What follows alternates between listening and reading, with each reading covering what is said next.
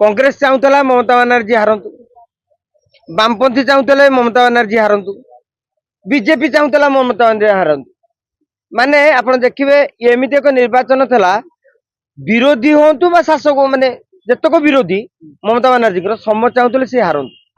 राहुल गांधी चाहूले ममता हारिला परे आमे पश्चिमबंग में आमर टे मजबूत हम स्थिति। वामपंथी चाहिए ममता बानार्जी जो आम उठी पाइलुनि ये हारीगला आम पुणी उपरकू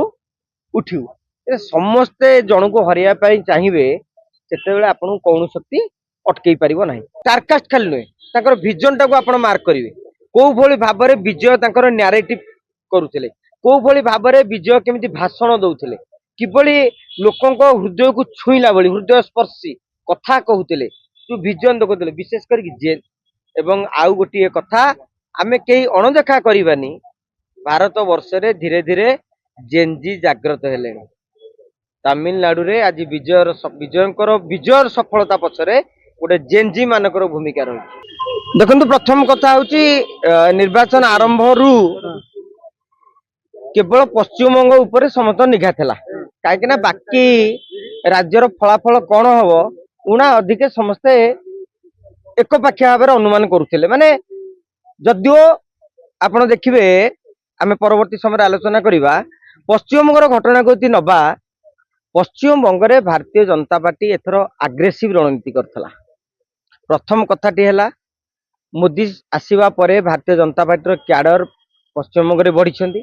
पश्चिमबंग में टीएमसी जितबार सबुठारु बड़ शक्ति था एजेन्सी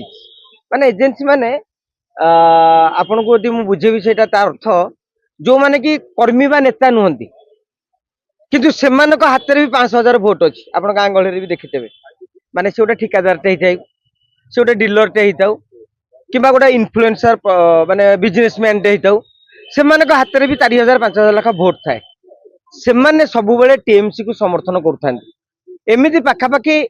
1500 रु 1700 एजेन्सी को निर्वाचन पूर्वर भारतीय जनता पार्टी अटकई देथिला जेहेतु तांकर सेंट्रल टीम मुतयन होते अर्थात जो लोक हाथ में 5,000 भोट 2,000 भोट 3,000 भोट 1,200 भोट अच्छी से भाया लोक निर्वाचन मंडल हटई दिगला जहाँफल से स्कोप पाइबेनि ए भोट टी नहीं टीएमसी को मड़ेबार यहाँ हूँ सबुठ गुप्त रणनीति था। से गुप्त रणनीतिर फल आज भारतीय जनता पार्टी पाई। एक द्वितीय कथाटी हूँ ममता बानार्जी जितिए बोली किए भावुला कांग्रेस चाहूला ममता बानार्जी हारंतु, वामपंथी चाहूले ममता बानार्जी हारंतु, बीजेपी चाहूला ममता बानार्जी हारंतु।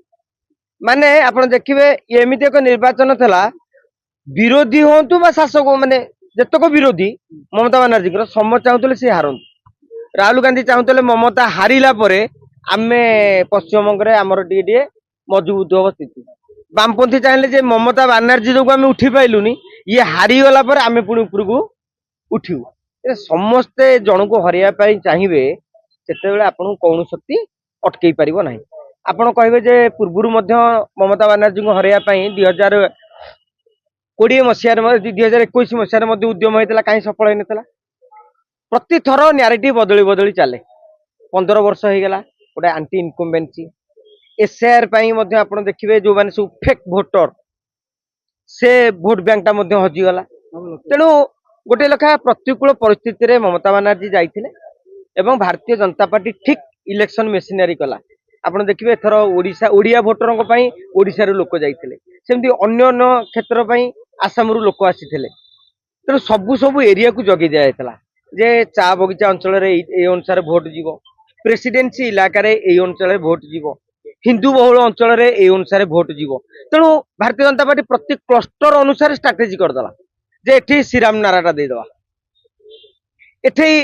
हिंदुत्व को टे कमे दे विकास फंडामेंटाल टी आगू नहीं जावा। तेणु सबू सब प्रकार जो अंक कषि गत थर जो भूल होता जमी 2019 भारतीय जनता पार्टी अंक भूल होता 24 ठीक है बोली ओडिशा सरकार को पलि आसिले अनुरूप स्टाइल रे पश्चिमबंग में से सरकार को आसुच्च। आउ गोटे बड़ फैक्टर हूँ इलेक्शन रे तमिलनाडु समस्ते भाभी तमिलनाडु रे डीएमके सरकार गढ़ा निश्चित। आप देखिए प्रति एग्जिट पोल को गोटे एग्जिट पोल को छाड़देले बाकी सबू एग्जिट पोल कहते डीएमके उडिकी आसुची किंतु मु आज कहबी आमे तो छाड़ आमे तो से अंचल लोक नुह कि सेठी प्रचार को जाइने स्टालिन भी बुझी पारु नथिबे कौन एमती घटीगला सरकार गढ़िबा तो दूर कथा से निजे 3 नंबर टीवी को मात्र गोटे आपण देखिए टीवी को प्राय सब एग्जिट पोल देते 5 10 15 0 ରୁ 6 एन सब देते किंतु गोटे एग्जिट पोल देता 98 ରୁ 120 मोर जहाँ मन पड़ुची मु भाबुची सेही एग्जिट पोल ही ठीक है एवं विजय भी भाभी नथिले एते जोरे विजय सफल हासिल करिवे क्षेत्र में डीएमके समर्थन करुची टीवीके को माने विजय को ना एडीएमके समर्थन करुची याकू नेकी तमिलनाडु राजनीति रे मध्य आउरी गोटे हलचल सृष्टि हबो आउ बाकी जो 3टी जगह आपण देखिबे आसाम कथा कहंतु आमर केरल कथा कहंतु पंडिचेरी कथा कहंतु जहाँ एग्जिट पोल को पूर्व जहाँ आकलन करा जाउतला निर्वाचन 4 मास पूर्व समान तरीका रे जाईची पश्चिम बंग भी सेमिति किछि बड़ व्यतिक्रम हेई नाही वहा जाउतला प्रथम फेज रे 90 ରୁ 95 सीट माने पाई सारी Bharatiya Janata party second phase रे जदि 50-60 पाई जीति जाते कि बहुत भल भोट पाई तमिलनाडु देखई देछि जे राजनेता केवल तारका नुहंती राजनेता ठारू मध्य सेठारे प्रकृतर तारका आहुरी मध्य लोकप्रिय अतीत रे आपण देखिबे करुणानिधि फिल्म लाइन जाइछन्ती एमजीआर फिल्म लाइन जाइछन्ती जयललिता फिल्म लाइन जाइछन्ती तेणु तांकर कल्चर अछि हिरो मानकू तांकर जो लोकप्रियतार क्रेज